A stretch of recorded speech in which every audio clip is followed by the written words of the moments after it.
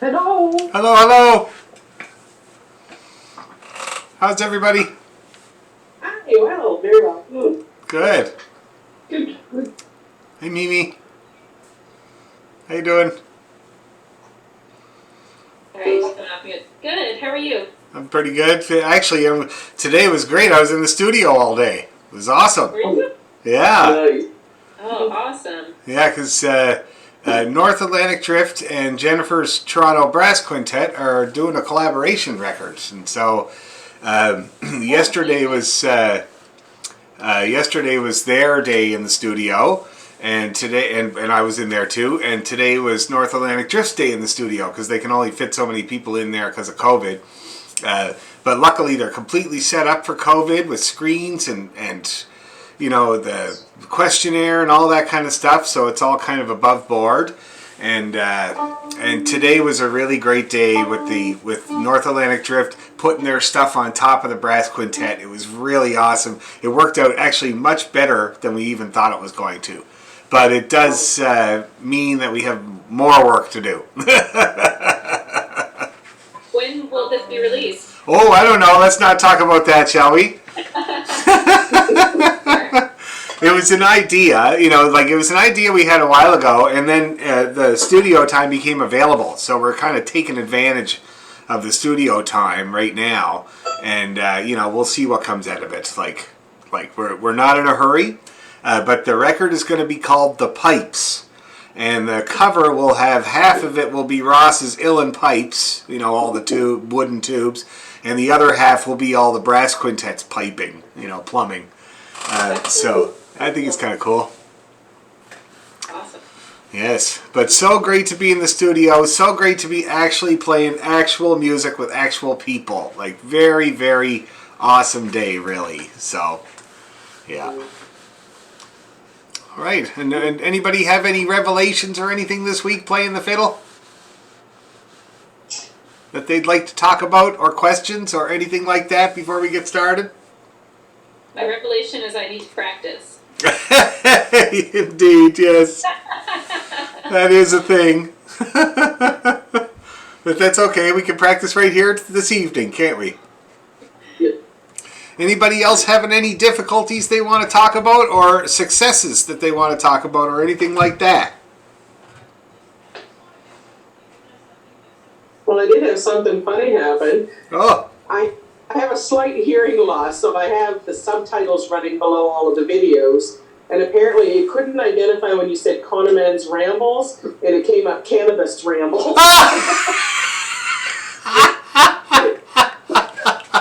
well, if there isn't a tune called Cannabis Rambles yet, there should be, for sure. That is very funny. Well, and that name, Knopman's Ramble, so I should tell you that I'm not pronouncing it correctly.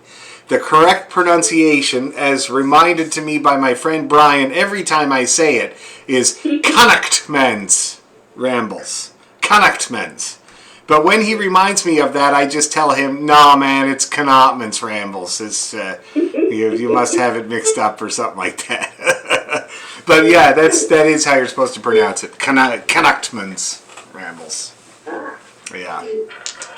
But I can't please my buddy Brian, so I just keep doing it the regular way. Cool. Anybody else having anything they want to talk about this week? About playing the fiddle? How's the tuning?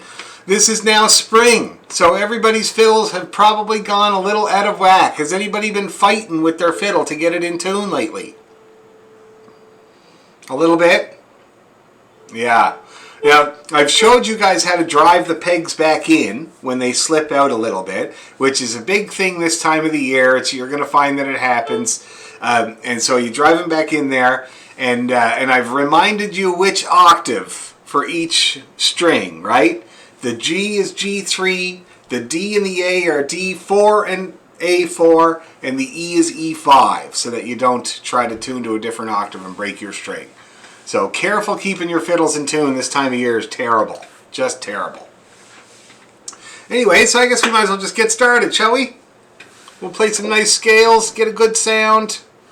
I'd like to talk a bit about sound production today too, because we haven't really directly addressed sound production on the fiddle. You know, I mean, it's something that you work on as you're going along for sure, but I'd like to kind of talk about it early on, and address it a little bit so that you guys can have some idea how to work on it, because it's not something that a lot of beginners really think about. Sound production, they're just kind of trying to make things work. But I find that a little bit of attention to it early on can make your time trying to get a good sound a little bit easier as you go along. So I thought we could talk about that a little bit tonight too. All right? Anyway, so that being said, why don't we try one of our nice scales that I know you guys love. And so maybe we'll start with the old G major scale there. And then when you're doing it, we're going to play it a good couple of times and try to get it really, really good. When you're playing it, I want you to try to pay attention to your sound production. So try to pay attention to what sound you're getting out of your fiddle and whether you like it or not. Okay? That's what I want you to listen to. And then I'll talk to you guys, see if I can get some feedback, how your fiddle sounds, what you'd like to do to change that sound. Okay? Because that's sound production. You know, there's 3 aspects to playing the fiddle. There's pitch, there's rhythm, and there's sound production. All right? So anyway, where's my fiddle? Oh, here it is. It's in my case. Wow.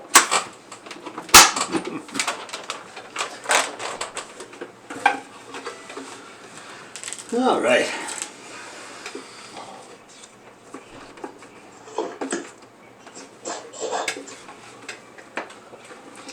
Okay, and I unraveled, one of my strings unraveled in the studio today, which is very unfortunate. I had a spare one. Oh, but she's out of tune. So I just got to get this thing up in tune here. The old tuner out. And that was very depressing because that's the sign that I have gone through one complete set of strings without doing any gigs. One set of strings, which is usually about a year. No gigs. Got to change them. No gigs.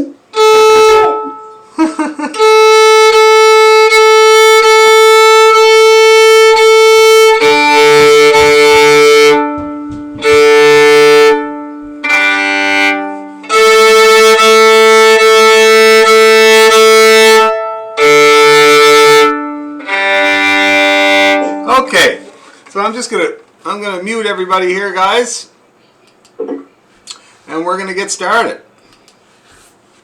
So we'll start with G major, scale, and then arpeggio, and we'll do it twice. We'll do the scale, arpeggio, take a breather, do it again right away, and then I'm gonna talk to you about your sound. Okay, here we go. A 1, 2, and here we go.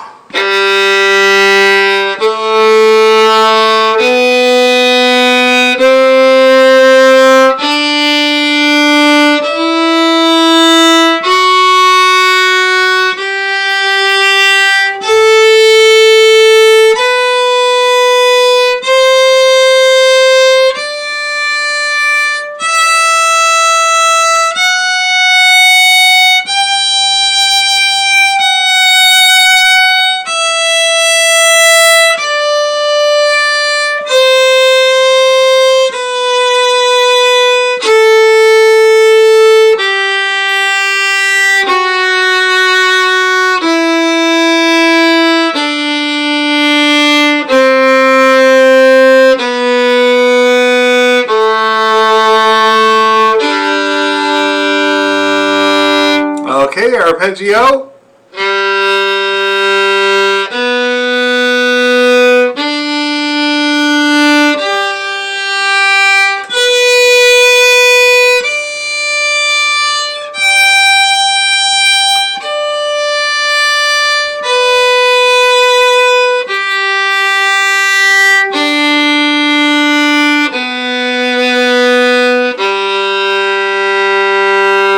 Okay, so that was the scale and arpeggio in G. Now let's do it one more time, and this time you're going to really try to pull the sound out of your fiddle as much as you can, okay? And then we'll talk about what goes wrong. Ready, scale.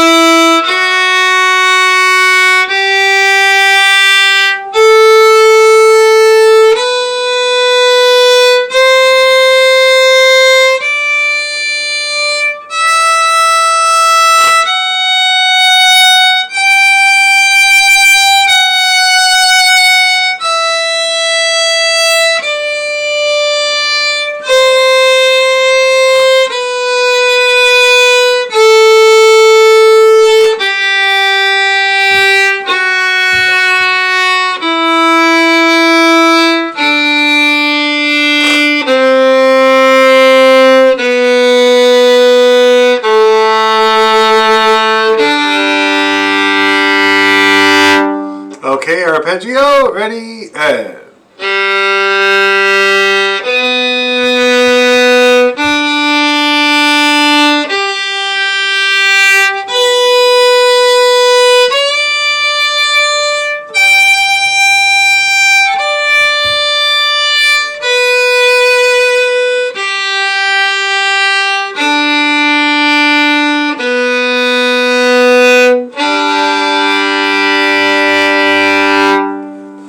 All right. Here's Bill. Hey, Bill. Okay, so there we go. G major scale and arpeggio. Now, first of all, sound production. I mean, how do we do that? How do we produce a good sound on the violin? Like, what are the factors involved in producing a good sound on the violin? So, first of all, there's how much your bow is digging into the string. Okay? Now, remember bow push-ups? Remember that? Right? That is kind of what controls your dig in. See that? You push the bow into the strings or you drag it out of the strings. See that? And when you're playing, it's kind of like this finger comes in and adds the weight. See that? That's what they call it. They call it weight. They don't call it pressure. You might hear that from people from time to time. Pressure on the bow. But my dad's teacher used to hate that word pressure because he used to say, you never press on the bow. You always pull the bow. Going up or down, you always pull. You never push on it, press on it, which I really agree with that. The pressure is the wrong word. Weight is the traditional word they use for that, which is a much better word. Also, you remember that the weight is always combined with motion. See that? And that's how you get kind of your touch. So that's what, when people refer to a fiddler's touch, like Jerry Holland, for instance, everybody talks about how he had a beautiful touch, especially for slow airs. And that they're referring to how much he digs into the strings and how much he moves the bow. Jerry had a nice light touch. See that? Some people have a heavier touch. Ashley McIsaac, for instance, he has quite a heavy touch. And we love it. You know, you love both kind of ways of doing it. The heavy touch has lots of dirt, and even with the slow airs, it can be really beautiful and very honest. See? But the lighter touch gives you sort of a more beautiful, rich sound. It depends on what you like. And that's why your sound production is a very personal thing. And that's why it often gets attributed to the personality of the player, you know? People often compare, say Jerry's touch to Buddy McMaster's touch. He also had a very light touch on the fiddle. And a good way of pulling out the sound, you know? And then there are others. And that's why you get these comparisons, because it's such a personal thing. So the factors involved in your touch are how much you're digging in with your weight and how slow or fast you're moving the bow. So it's a proportional thing. So the faster you move the bow, the more weight you bring in here. See that? And the race car drivers, they talk about the fine line between slip and grip on the race cars, on the tires against the road. And that's exactly what we talk about with this weight and speed thing. See that? You're thinking about the fine line between slip and grip. Digging in just enough to grip and do that slip grip cycle that gives us the good sound, and not too much or not enough. Not enough also sucks. So here is the sound of digging in too much.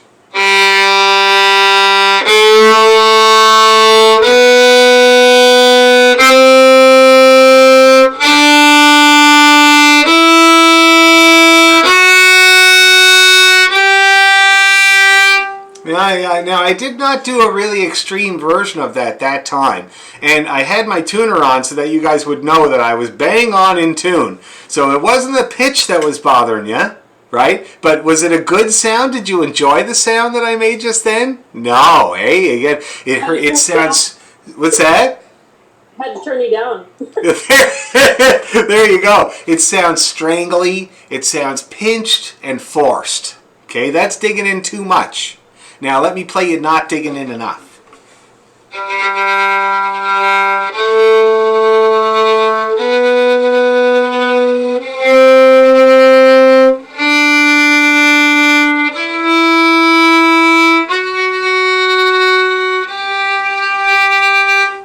everybody hearing that wispy, sometimes catches, sometimes doesn't. You're worried about a squeak. You're waiting for a squeak. Even if the squeak doesn't come, you still have PTSD about the squeak. You know, that's not digging in enough, okay? So those are the extremes, and like I said, I didn't even do it that extreme, you know? The extreme digging in would sound more like this. And it's not like you don't hear it, because you hear it sometimes, even from good players, you know? And the not digging in enough, the extreme would be... And you really start squeaking there. Did you hear that harmonic? And it's because when the bow doesn't go through its slip, grip cycle, if it misses a grip cycle, then it plays the harmonic of the string.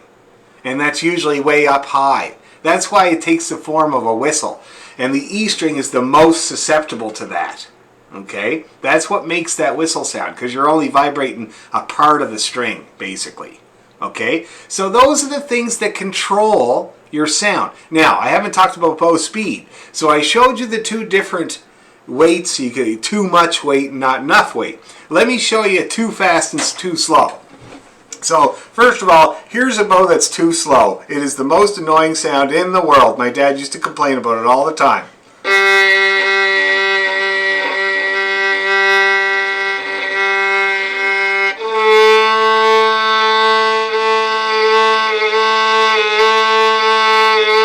I'm not going to do it anymore because you're all annoyed enough, I can tell. But do you hear that? You're sitting there listening, you're like, come on, come on. And it's that kind of a feeling, right?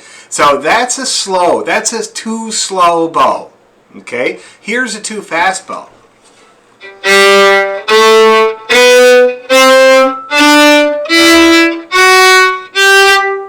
So now you hear there, you get a better sound quality for sure, but do you hear the edge to it? Do you hear the little edge that accompanies the sound when you go too fast? See that? And you're always running the risk of choking off your string when you go too fast, because like I said, whether you want it or not, the faster you move the bow, the more weight comes into it. Just by virtue of the motion. If you imagine an empty pickup truck, the faster you go down the road, the more the arse end wants to go into the ground. See that? So that's why you have to kind of mitigate that. You got to move, you got to have the right weight for the right speed. And that's why I talk about the race car drivers with the slip and grip ratio there. See, you're always trying to find that fine line. So you guys have to discover for yourself how fast you need to move the bow and how much you have to dig in. And you'll notice that the down bow feels a lot different than the up bow. The down bow you dig in just straight up just like this. As you move along, you'd like that. With the up bow, you kind of do a different dig in. I do like give a little touch with this here as I start the up bow, but then I just kind of follow through with this kind of paintbrushy type of thing to give the weight. Do you see what I mean by that? Yeah. Okay. So those are the ways that you can influence your sound on your fiddle. Now, I'm going to pick on a few people and I'm going to ask you to describe to me your sound. But before we do that, let's try the scale one more time. Okay? We're going to try the scale one more time now that you guys have more to think about, and then I want a few people to describe their sound to me. Okay? Hi, Bill. Oh, Jesus, A string.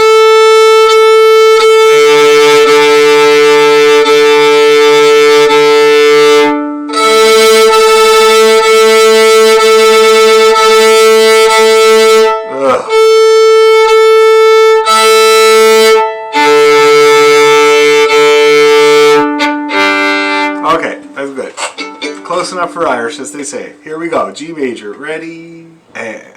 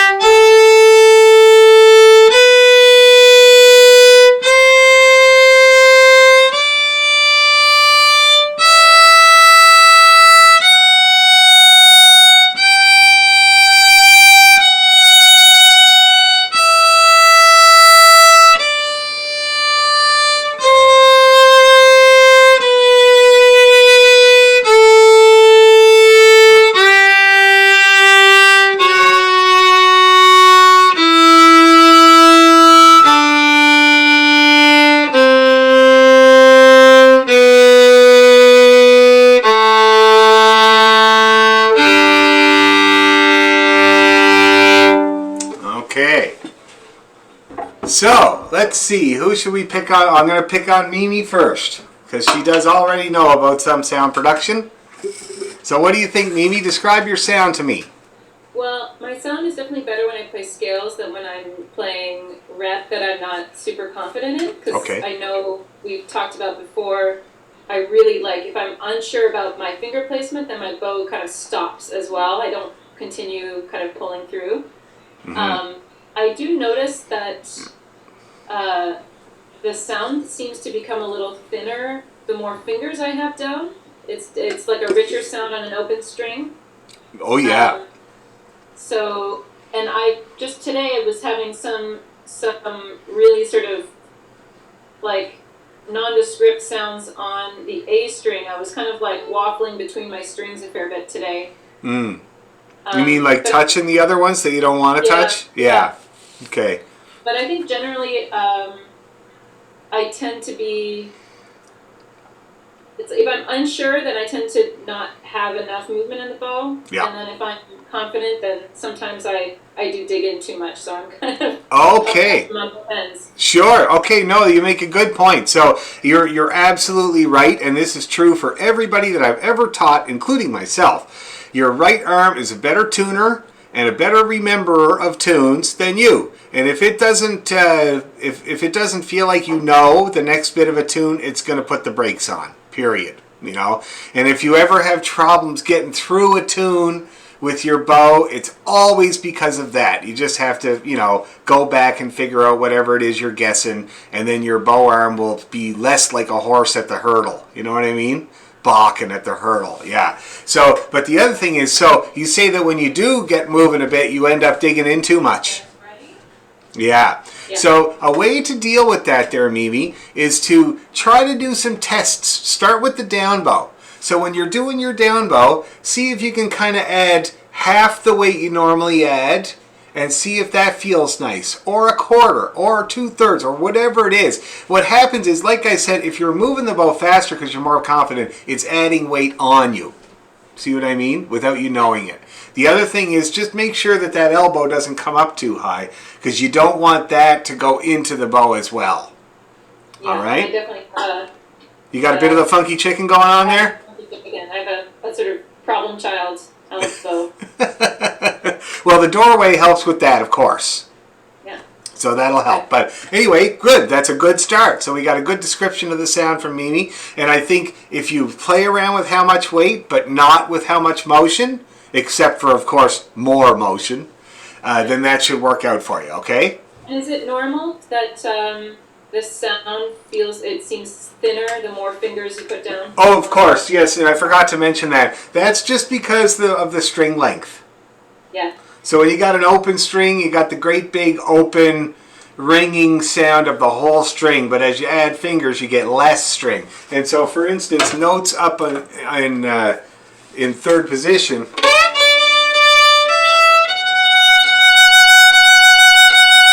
See how thin that is? And that's my whole bow. That is everything moving there, and still. But that's as much string as I have to vibrate, so that's all you get. See what I mean? Okay. Okay, so that's normal, but we do battle it by using more bow, and depends on your touch too. So you can play with all that, but we do battle it, but it's all you can do. So more bow. Yeah. Okay, great. More bow, but you'll have to adjust your touch accordingly. Okay, now let's see, who else? How about like a brand new person? Say like Stacy. You want to describe to me your sound? Yeah, I would say I'm the opposite. I think I'm a bit light on my bow, like maybe not pushing hard enough. And my problem with when I have three fingers on is like, especially if I'm going, a lot of the songs are going from A to like D3. Sometimes when I do a D3, like almost nothing comes out. Like I don't know if I'm pushing too hard on the strings, maybe. Oh, can you play that note for me? Well, when I do the scales and stuff, it sounds pretty good. It's when I'm going like back and forth kind of quickly from like, A1, D3. Okay. Yeah. So what happens there is if you're going quickly, sometimes there's a failure to bring the finger pressure in. Okay. On the note. And I'll show you what a D is. A D3 you were talking about? It's usually the D3. It almost sounds like nothing is like no sound coming out. Yeah, so I've got my finger laid over the string there, but not really put down. Okay. And it mutes the string basically. It's like putting a blanket over your string. Right. So maybe sorry, what do I fix that? just press harder. Press harder. Yeah. And when you With my bow or on my fingers? no, with your finger, with your left hand. Okay. Yeah, a little bit more finger pressure should make Yeah. that note. Now watch here. So that's the non-note that you were talking about. Okay, listen to when I bring in the pressure. Hear that? Up she comes right away. So I think that's all you got to do. Okay. Okay? Yeah, that's usually my problem. Yeah, I feel like I'm not pushing hard enough because sometimes I feel like my bow bounces a bit on the string, and then just kind of like squeaky. Yeah. Now, can you play? Why don't you just play a little bit of the scale for me? Just the first few notes of it or something. Yeah, I can do that. Yeah.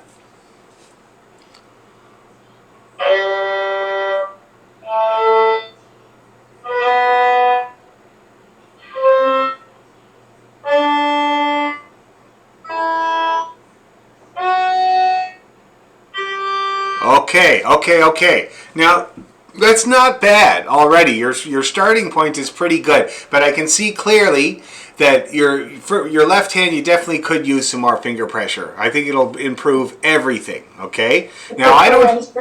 Yeah. Now I don't have full pressure down. I never do. I always have about 70% pressure down, right? But that 70% is important, and if you don't have it there, I think it's going to do what you're describing. The other thing is that you have this classic thing where about this much of the bow is working good. Yeah. So it means that to get started, you're taking about this much of the bow to get started. Okay? So now you're doing pretty good in the middle of the bow. So I want you to pay attention to what weight and motion you have in the middle and make it apply right from one end to the other, right off the get-go. See what I mean? Yeah, can I try again? Please do. Please do.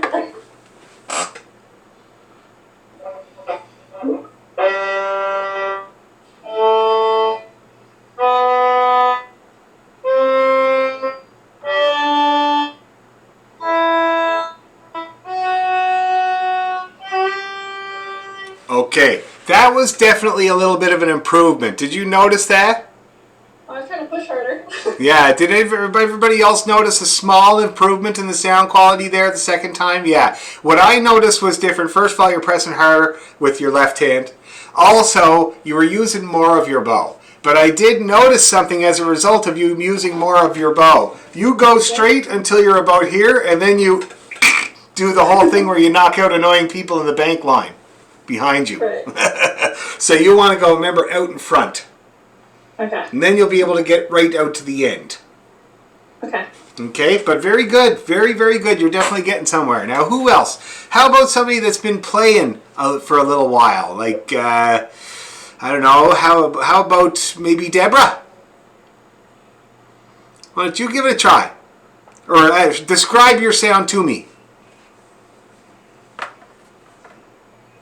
I start off confident, and if I hit a wrong note, I start to slide that finger trying to find it, and you can just feel the confidence leaving the bow. So the brakes go on?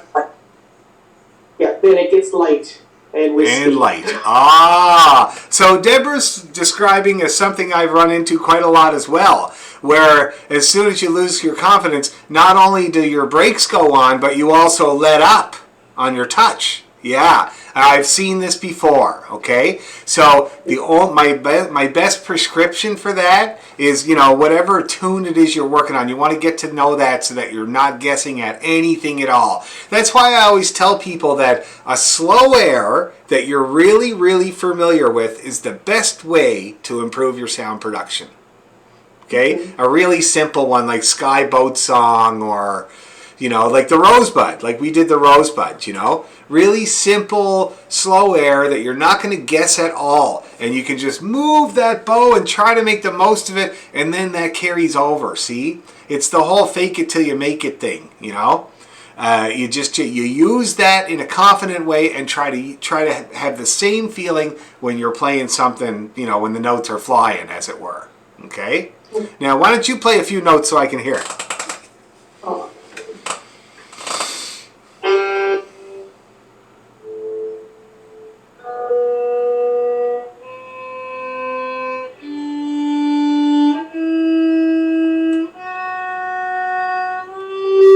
Okay, now that's not too bad at all, Deborah. Did everybody hear some really nice full bows out of Deborah there that time? Yeah. So you're off to a good start. I think you got a good foundation. You work on that whole confidence thing, right? But just try to pay attention to when it's working, because you're getting a decent sound there. You just want to make it feel like that all the time. Okay, does that help? Yep. Does anybody else want to describe their sound to me? Anybody else? Yes, Lena. So my problem is too slow on the bow, and I noticed it also practicing the Rosebud. But I'm not sure how to balance playing slow and the bow moving slow. Like, Well, I don't think of it that way, you know? I never think of it that way. I never think of slowing down my bow. I always describe it like this, you know, and I'm a fiddle player, not a violinist, I should say. So we don't usually try to slow down the bow ever. And I always describe it like I met these Newfoundlanders once when I lived in Yellowknife, and they were crazy, and they used to do something called water skipping on their skidoos. Has anybody ever heard of this activity called water skipping on skidoos? You have. Oh, a couple people. So, yes, people that spent any time up north would have heard of this. So, it's where you're on your skidoo, and you go to a frozen lake, and the middle of the lake is not frozen. Okay, and so you get on your skidoo and you blast away and you get to the open water, and if you're brave and you keep the gas down and you hit it at just the right speed, then you can skip across the open water, sending a big rooster tail of water behind you. It's very exciting. The whole thing is very exciting, you know, and you wind up on the other side.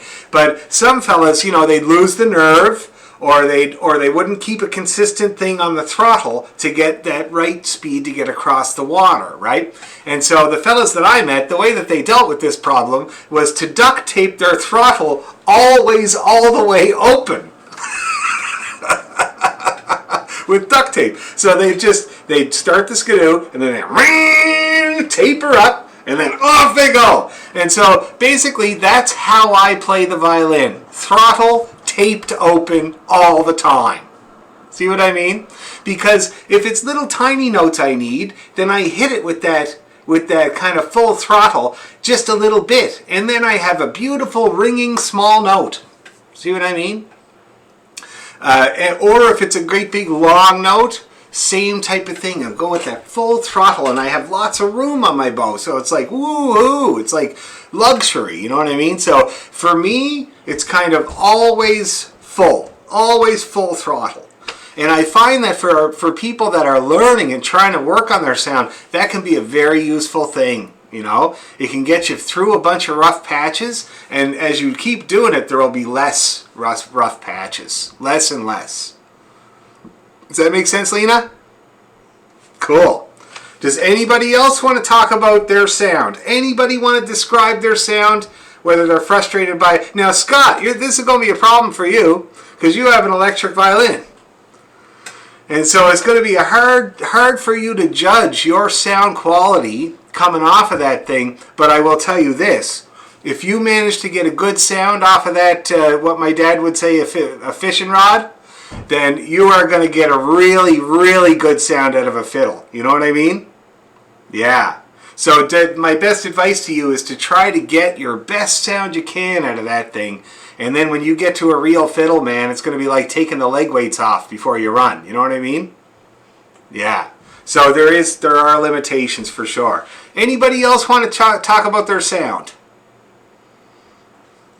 Yes, Katja. Yes. So one thing I found is very helpful is to record yourself when you are practicing, no matter if it's a scale or just a very short music piece. Yes.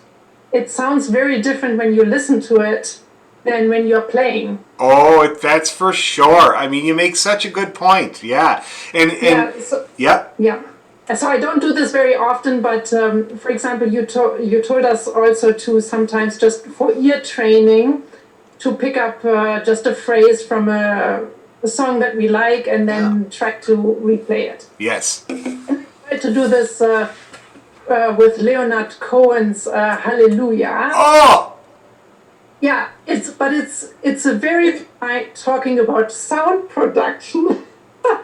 If I listen to it, the various versions that are out there, they sound beautiful and very touching.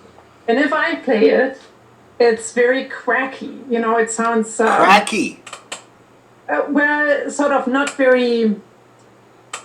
I'm asking myself, how come that my version sounds so? What is, even if I get the notes right, what is it that the quality of that, the tone or however you want to call it, is so off from how I want it to be? Yes. The way to really to improve is to record yourself and then listen to how you want to play it, kind of thing, and then sort of work on that. Yes, and you're doing something that is very valuable, Katya. Recording yourself, and in fact, we're going to do this because with a lot of my other students, I can't really tell over Zoom how you actually sound, unfortunately, because there's a codec that goes along with the data, and so it's always colored. It doesn't matter what, I can have the original sound turn on and all that kind of stuff, but there's still that codec on there.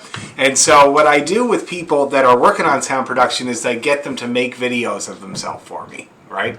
Of course. But first of all, it's so that I can actually hear how you sound, because I can't over the Zoom. I can only get an idea. Now, I've been on the Zoom now, teaching on Zoom for a year. So I now know that the crappy on Zoom means good in real life. Or this crappy on Zoom means good in this way in real life. You learn these relationships. But still, I find that getting people to make videos for me is the most valuable because you go through the experience of doing it. Now, I should also preface that by saying recording yourself is a very discouraging process at first for a lot of people. Okay?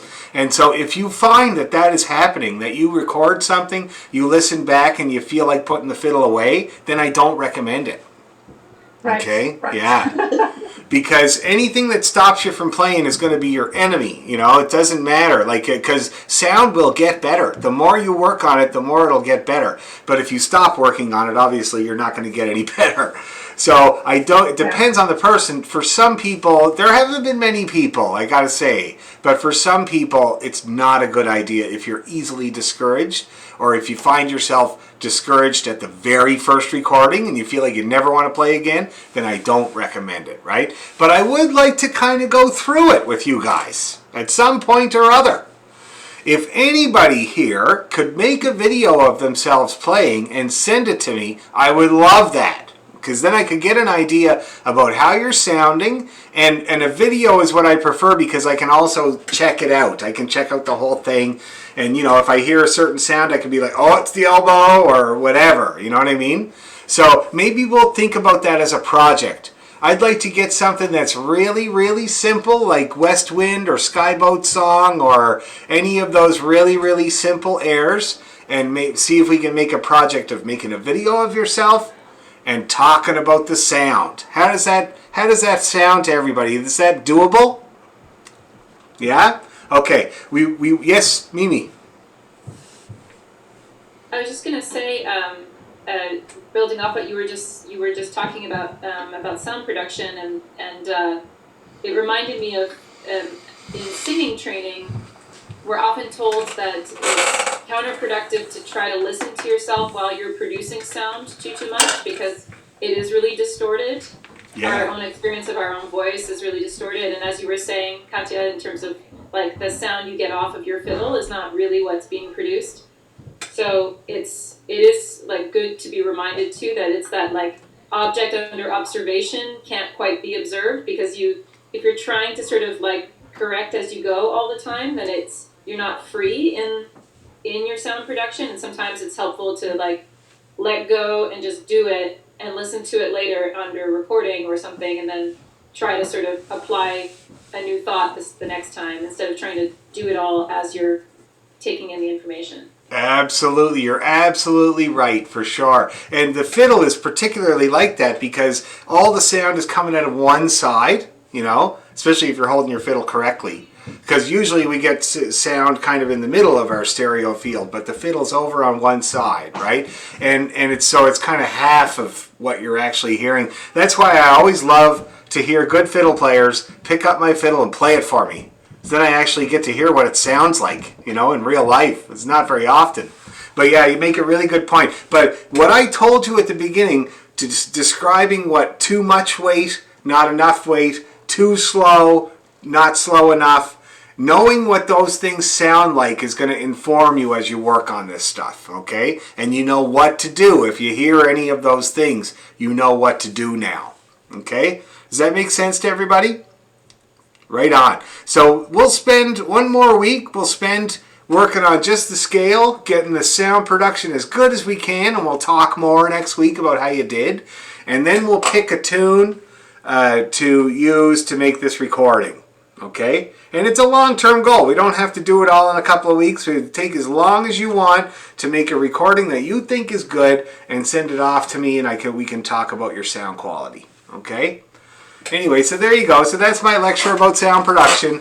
It is very, very important, and it is kind of what you do for the rest of your life because you're never, ever happy with your sound, unfortunately. Hey, Mimi, are you happy with your singing sound?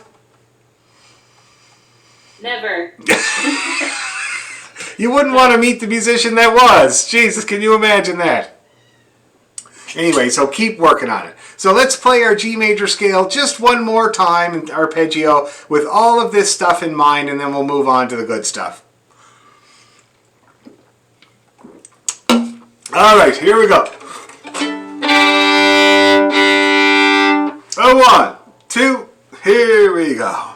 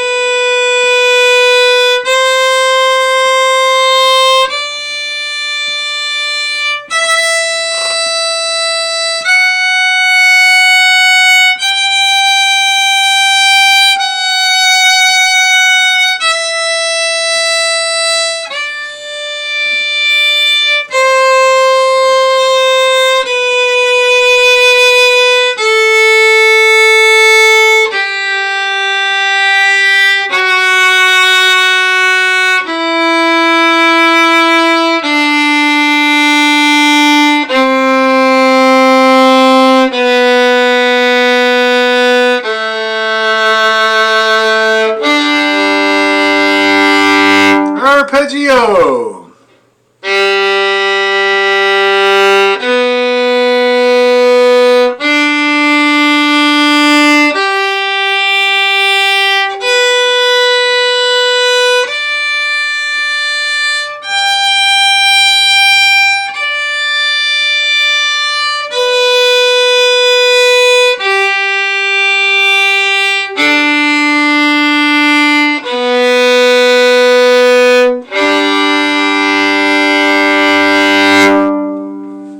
Okay, everybody happy with their sound now? A little bit more happy with their sound? That's great. So, last time, you'll have to remind me, a lot has happened since then, but we did learn Egan's polka, the Carey polka, right? Did we get into the John Ryan's polka? We did. Oh, great. Okay. So what I suggest tonight is let's practice both of them. Get them to kind of a little bit of a tempo, and then smash them together. Make a set. Okay, a set of polkas. So we'll start with the Carey. Okay, we'll go nice and slow. First off, we'll do it a good 3 times, and I'll try to pick it up there on the 3rd time.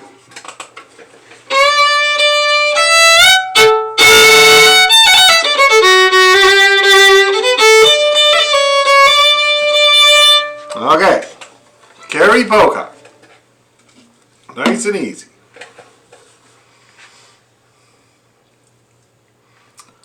Alrighty. 1, 2, 3, and...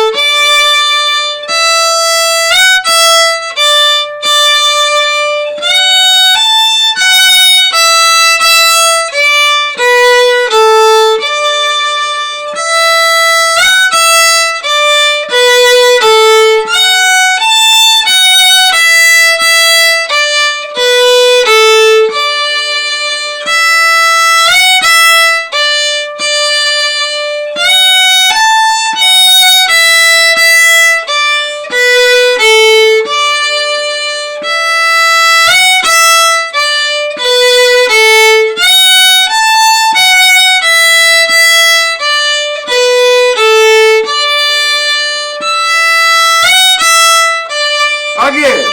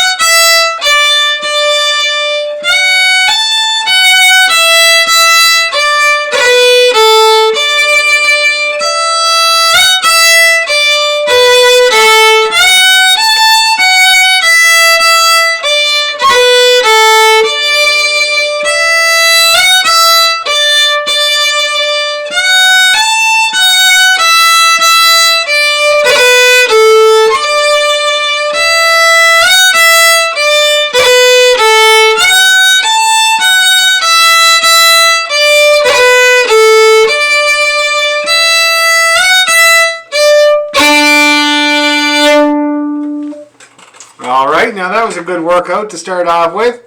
Tell me, who felt it that last time? Who felt that it was a bit fast? Hard to keep up with? Anyone? Couple people? Yeah? Okay. Who felt like it was dreadfully slow? One person? Okay, a few people. So that's we're kind of in that kind of in-between thing there, right, with this group. So with the people that find it slow, I really want you to try to use your whole bow, okay? Use this opportunity to work on that sound production that I was talking about a bit ago. I think it's really going to help strengthen up what you're already doing. Also, there's a little ornament in there. I don't know if you heard it.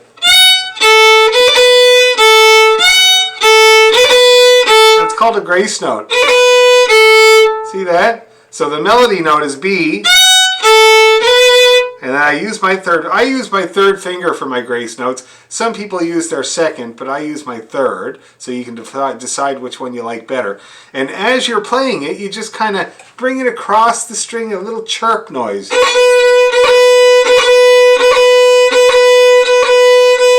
See how I'm doing that?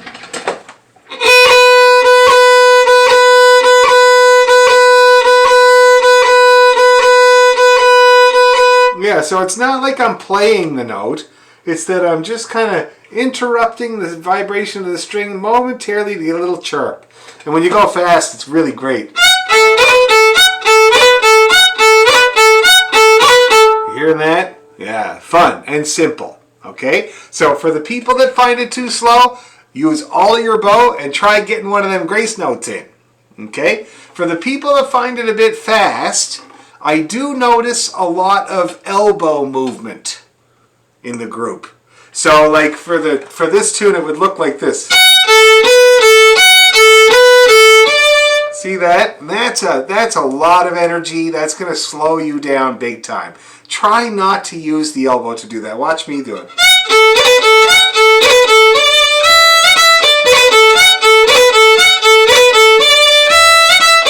See that? No elbow at all, just that. Okay, that'll help with the speed for sure. Okay, so let's try it again. We'll start at that speed there, guys. Ugh.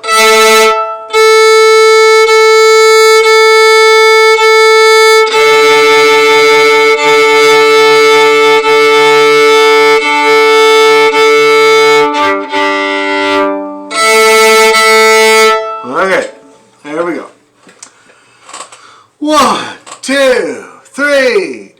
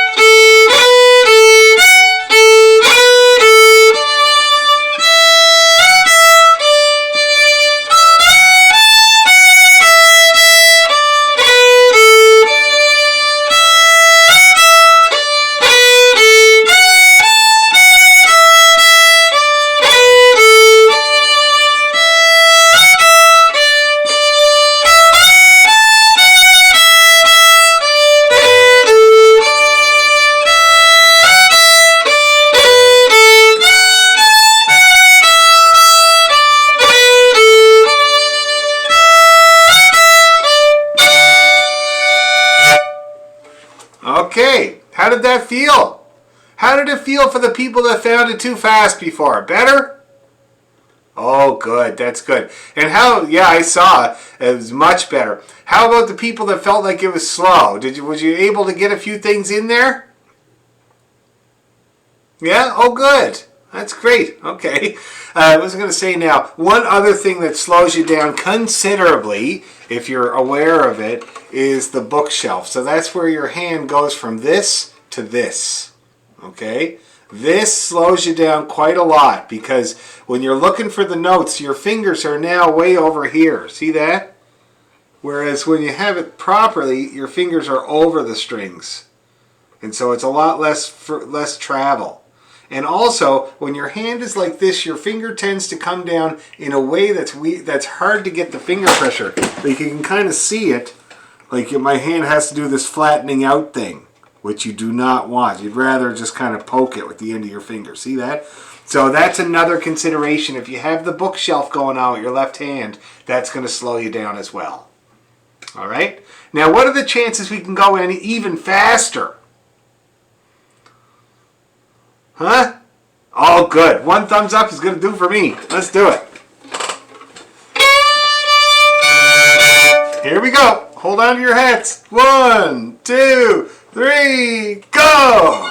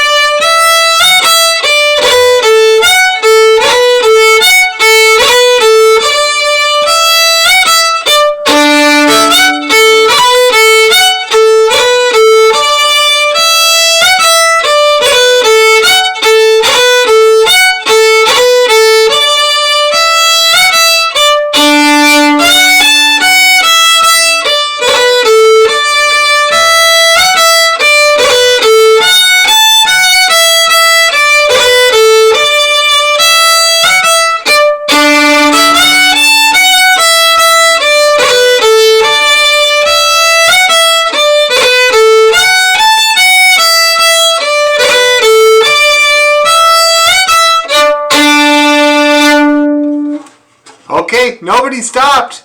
And that was a good clip. Everybody able to get through that?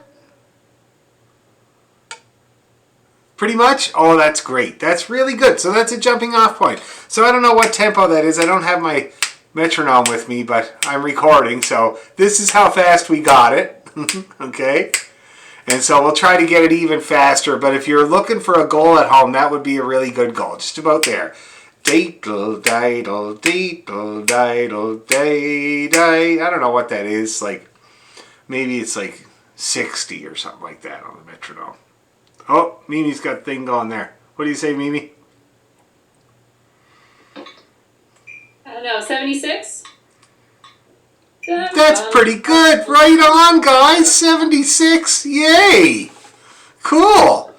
So we only have another 45 markings on the metronome to get it up to speed. It's not too bad. So, but that's your goal. So 75 around, that's going to be your good cruising tempo for this week. Okay? 75. Okay. Now, let's think about any other questions about that tune before we move on. Any bits you need me to clarify? Yes, Heather. So how fast should it be exactly? Oh boy, Carry people, they don't do anything slow.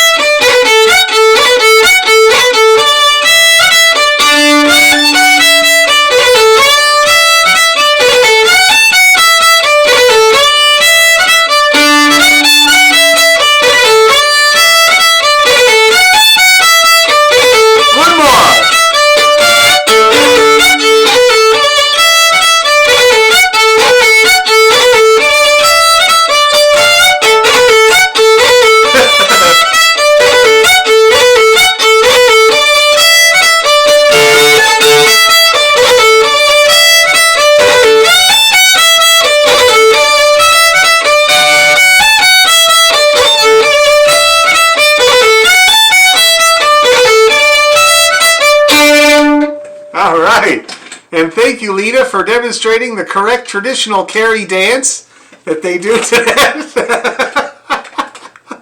I especially like the Ukrainian touch there near the end. That was great. It's really good. Anyway, anybody have... Get Jordan to join me one day. What's that? Still trying to get Jordan to join me one of these days. Keep trying. He doesn't want Yeah, so anybody have any success, even though we were going really fast? Is it because I saw a few people trying it out? How did you do, Deborah? Not bad. I surprised myself. Oh, that's great. That's great. See, now when I moved to Toronto and had to learn Irish, like, learn Irish or die in this city, it was like that. It was going to the sessions. I went to one every night of the week almost.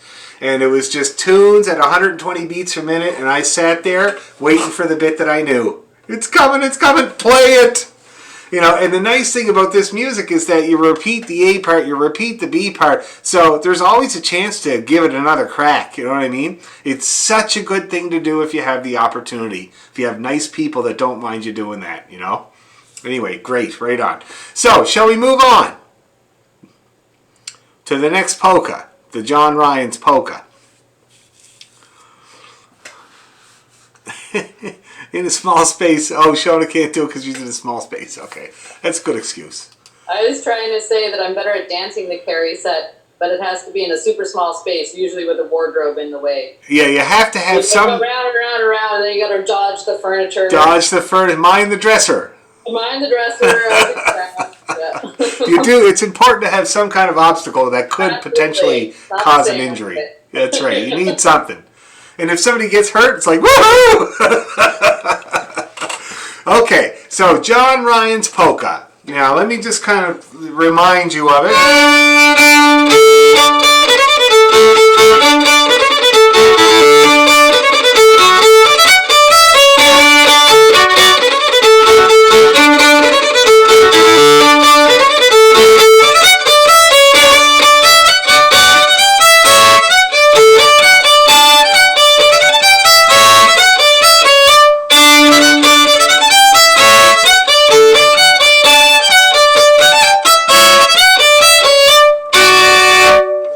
Remember that? Titanic and everything, Remember? I remember my dad watched the Titanic, and at the end, he was like, how come she's not giving him a turn on the board? Because the two of them are hanging on to the board, and she gets up on the board, and she's there for the rest of the movie. And Dad was like, how come she's not giving your man a turn on the board? Anyway, let's go really, really slow.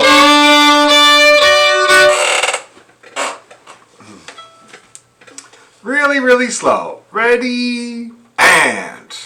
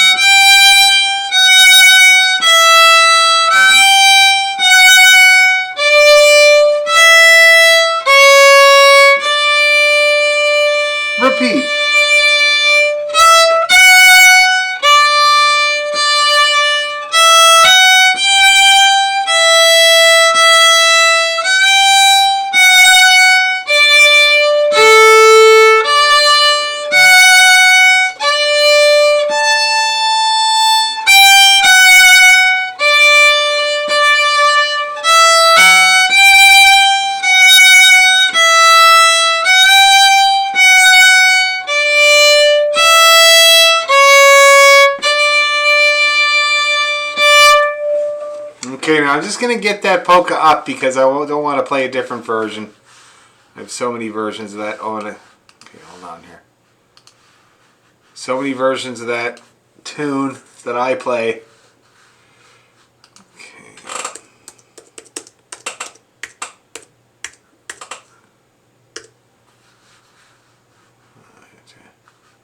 John Ryan's. Okay, let's try her again. This time I'll stick exactly to what I sent you guys to be less confusing. We had that situation today in the studio. We're playing this tune called The Musical Priest. It's a very well-known tune. All three of us lads play it, like a lot. But we all had different versions today. And so it took a little doing to just kind of straighten them all out and make sure we're all playing the same thing, you know? Okay, here we go. Is that a good speed? Is that speed okay for everybody involved? Not too fast for anybody? Okay, let's do it. Ready, and... Sorry.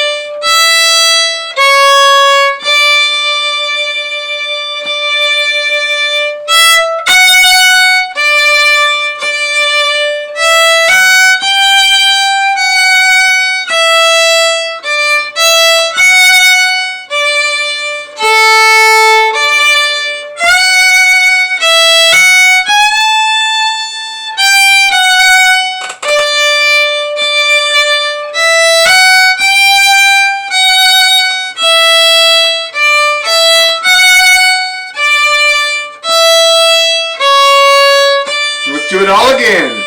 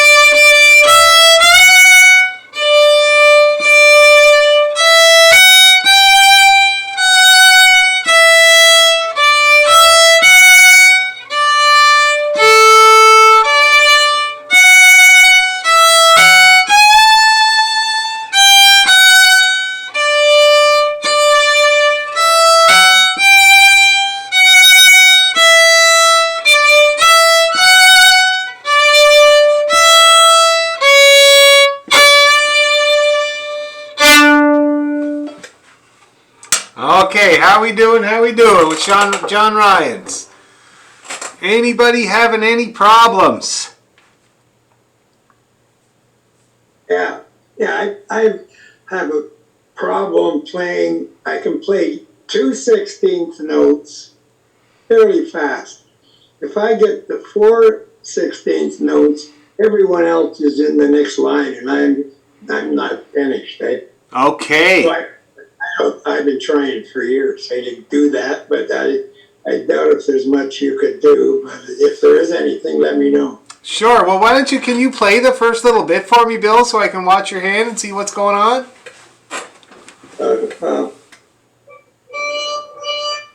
Say.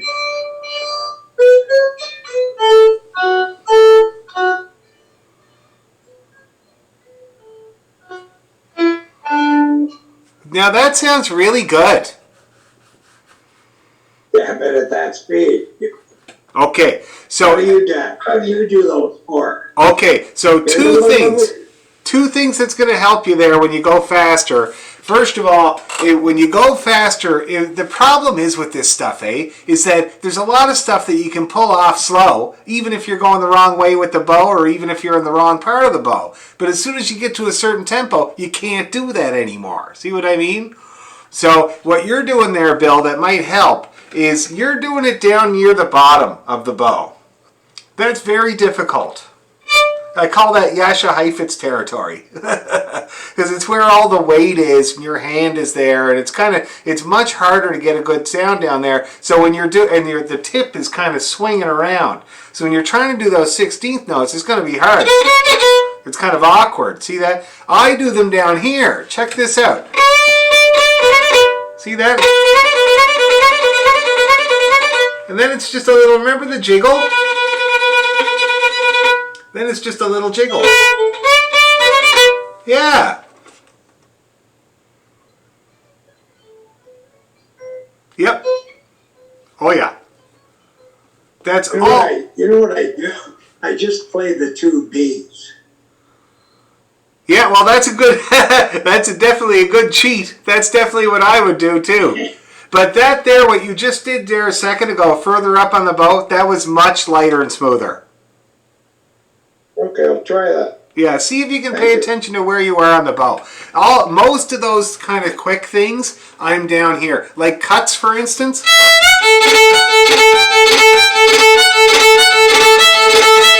I'm always down in this end of the bow, because then it's just a matter of a flick. Whereas up here, it's way more work. See that?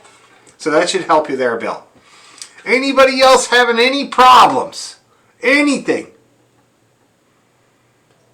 I don't have the fingerings written in, so I found that I couldn't. I tried to follow up without the fingerings, but I can't do it. So I'm just writing them in now. But do you know what they are? Are you good to go to do that? Yeah, I'm halfway. I'm just. It takes. Yeah. If you're wondering why I wasn't playing, that was why.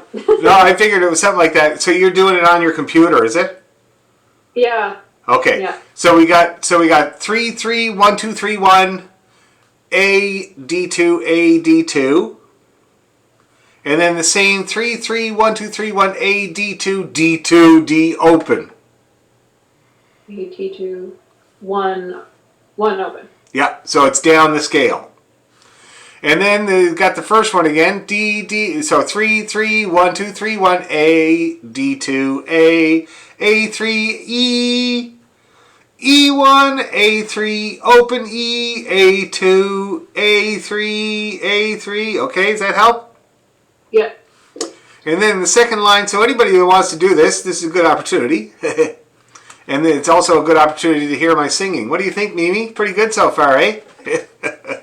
Okay, so for the second part, E1, A3, A3, E1, E2, E1, open E. Okay, you getting that? Yeah, okay. A3, open E, E1, A3, A3, E1, open E1, 3. You should have picked a different key, I suppose. And then a 2 is right after the 3 there. And then you can exactly repeat the bar above. E1, A3, A3, open E, E1. And then E2, E1, open E, A3, open E. Just like the same, same as the top line there. And then E1, A3, open E, A2, A3, A3, basically. See, has everybody got that now? Okay. When I first... I had to write the fingering in too, but only partially, only at the beginning of a new thing. Yes. But play it fast, then it's still hard to just, yeah. So I'm not doing every note because you cannot read them anyway.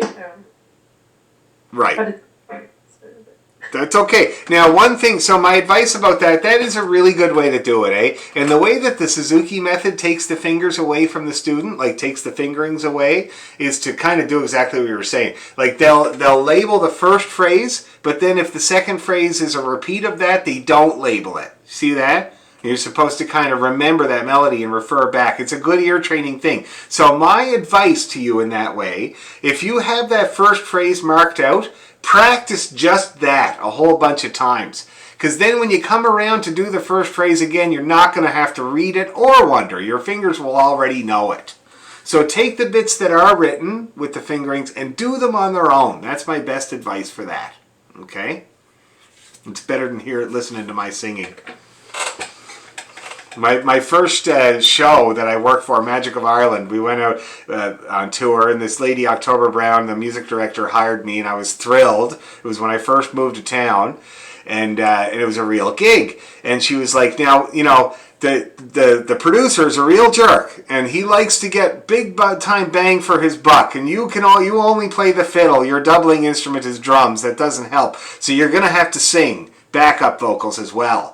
And I was like, I can't sing, but, I'll give it a shot, I guess. And she was like, you're going to have to. So I practiced as best as I could. I got my wife to drill me and all that kind of stuff. She came over, she rehearsed with me. And then we went to play the first dress rehearsal for the producer. And I sidled up to her, for the first song. And I kind of chime in with my backup vocals for the chorus. And we finish, and she leans over and she says, "Don't sing." She never asked me to sing ever again. In the next 4 years, never again did she ask me to sing. Anyway, so does that help? Everybody got the fingers straight now? Okay, good. Any other problems before we try going a little faster? Now is the time to address them. Okay, let's do it. Oh my God. Okay. 1, 2, 3, go!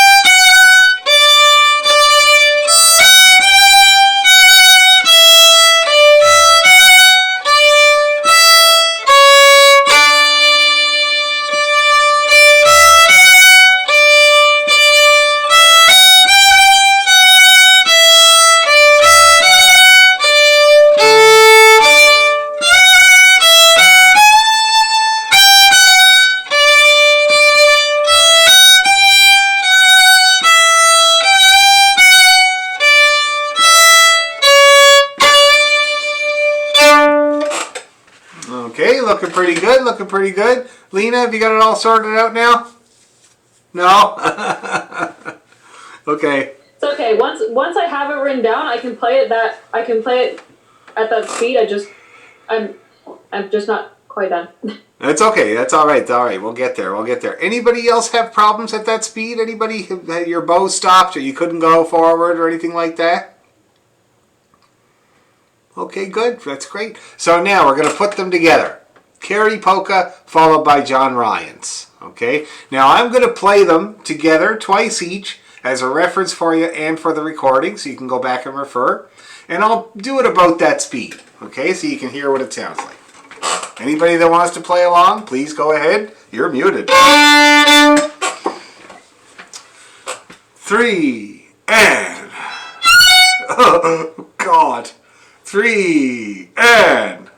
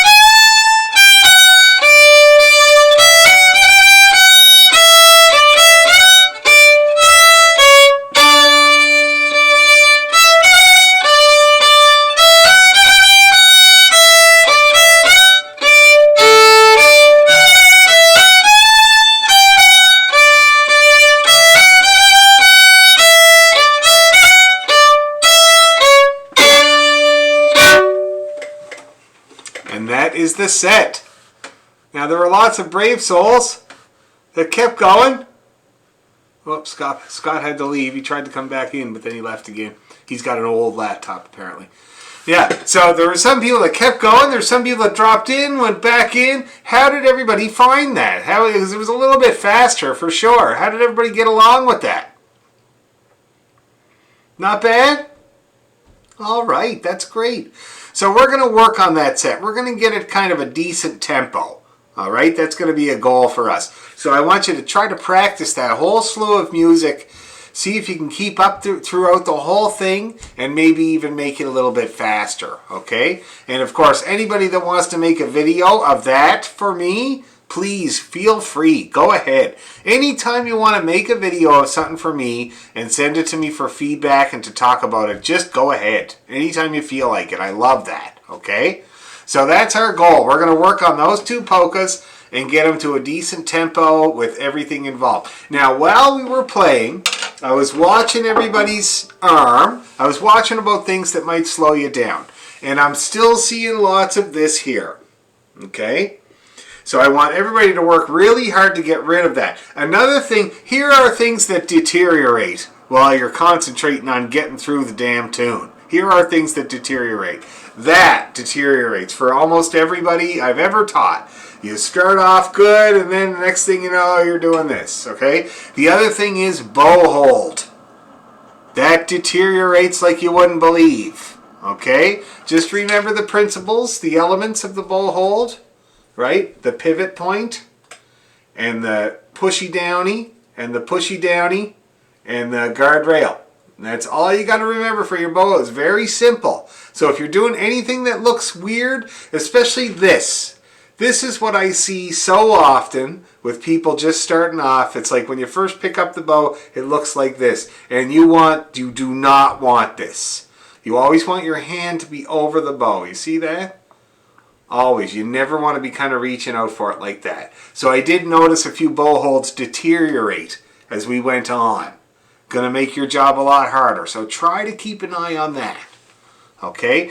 And then I also saw a few shelves. So I noticed that since I talked about the shelf, right, everybody made a really good effort for a little while with the nice round arm. And then after a while, especially that last time when we were playing those two tunes there, I saw many people kind of revert, like, back to this, okay? So remember, all these things are just like religion. You can only try your best, and then you let the chips fall where they may, because it deteriorates.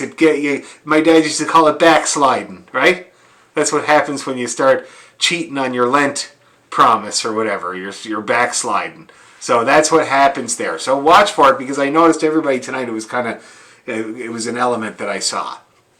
All right. Now, how are we doing? Has anybody have any questions or things they want to talk about after all that playing?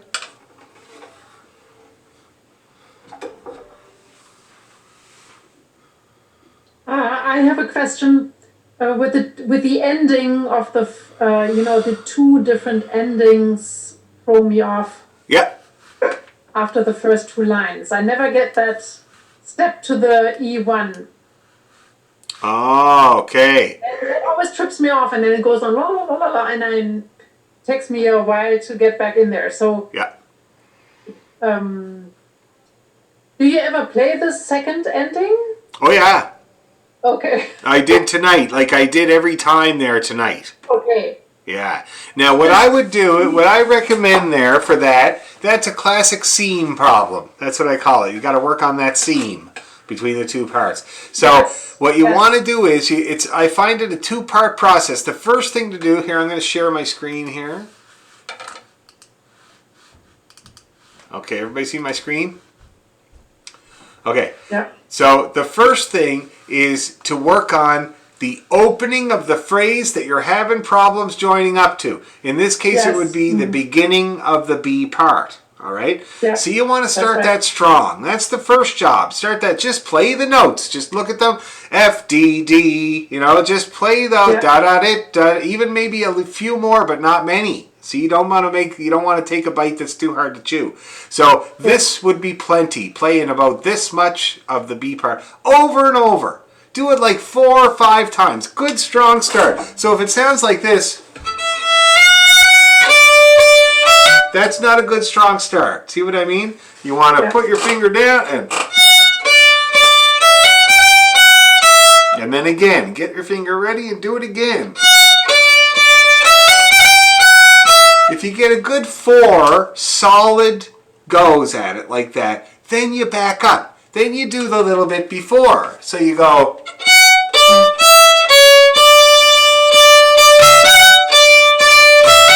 See that?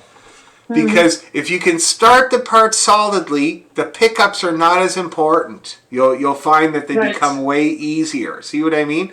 So first you do this, then you back up to say here, or actually I would say more like here, because it makes more sense to the ear.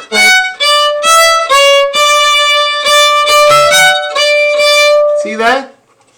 Yeah. That's how to attack that.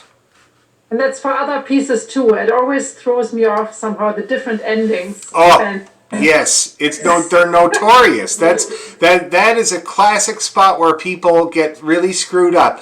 And there's 2 reasons for it. First of all, the choice. So the first time you do this, the second time you don't, or whatever it is, right? That's really hard to deal with. The other thing is that when you hear other musicians play these tunes, usually the first place they start to change tunes to be their version is the endings and pickup notes. Those are the first ones that get changed. So if you've heard Sean Ryan's polka say 100 times, you've probably heard, say, 80 different versions. And that's hard for the ear. It's like it makes the ear wonder. Okay, so that's why it's always good to solidify those pickup notes. Okay. Very good question. Very good question. Anybody else got a really good question like that before we wrap up? Anything? I'm just really struggling with the bookshelf. My hand just really wants to revert back to that all the time. So yeah, I'm trying it, but it's really like causing a lot of tension in my left arm. So the bookshelf is causing tension. Or my efforts to, I don't know. Oh, okay. I'm not sure, but Let me show you something that has been a recent revelation for people that have this problem. So, and it's for people that kind of had the extreme of the problem, which is creeping up the neck, because the bookshelf does lead to eventually creeping up the neck, sharpness, right? Playing sharp. So what I have noticed, I've been telling people for years, if you have that sharp sound, it's because your hand is coming up. So you got to put it back there. And during the pandemic, with the close scrutiny I have on the Zoom screen, I notice that it's a relaxing back. The effort is what causes the problem. right. So if you can relax it and let go of that effort, I bet you it'll take care of this whole thing, because that's really important, eh? I mean, you know that. It's like you can hurt yourself if you're not careful with that tension. So you want to try to reduce as much as you can. Effort is not going to help your problem. Relaxing is going to help your problem. Okay. Does that help? Yeah, definitely. Yeah. Easier said than done, but I know, that's the thing. And I had a few students where it was chronic, like constantly doing it. And I got to the point where I was like, I don't know, stick a nail there or something. Yeah. So anyway, so I think for you, just if you concentrate on relaxing, as soon as you see that bookshelf, instead of trying to go, ugh, just try to start by just to relax like that. Yeah, just like release it. As Yeah. Pushing it back. Don't push anymore. Just see if you can just release it. See if that does the job. It could very well. Okay? Yeah. Because you don't see this from everybody. You know, there are lots of players that have kind of a halfway. That's fine. It seems fine. Okay. Okay? So we'll see. We'll check on that next week, because that's a very important point. Anybody else having any bits like that? Okay, good. So I've given you lots to think about tonight. I wanted to get in on the sound production early because you have a chance to work on it now. You know, that's the thing. It's like, if a little bit of attention to it in the early stages can really... I know people that can play 1,000 tunes in tune with good rhythm and a horrible sound. You know, and it's been bugging them for a decade. It's like it can be really a problem. So that's why I like to get it early, nip it in the bud. Just think about that sound, make the good sound. So we'll talk more about that next week, but I really want that to be the main focus of your practicing this week. And when you work on that sound production, you're going to bring it to these polkas even, you know, because polkas are fast, short little notes, but no reason why they can't sound good. And especially since we're going slow, it's a good opportunity. And then next week, another thing I want you to think about this week, next week we're going to pick a very simple tune to work on sound production and make me videos. Okay? So have a think about it. Skyboat song, Aaron song, the South Wind, She Begs She More. These are all very popular, kind of like really simple little airs that you might already know about. And I'll tell you more next time, okay? So we'll have a talk about that, and then we'll start this sound production project along with what we're doing. Sound like a plan? Okay, great. So we'll see you guys next Tuesday, and have a great week. Thanks, Dan. Okay. Thank you. Bye-bye. Night, Dan. Nighty-night.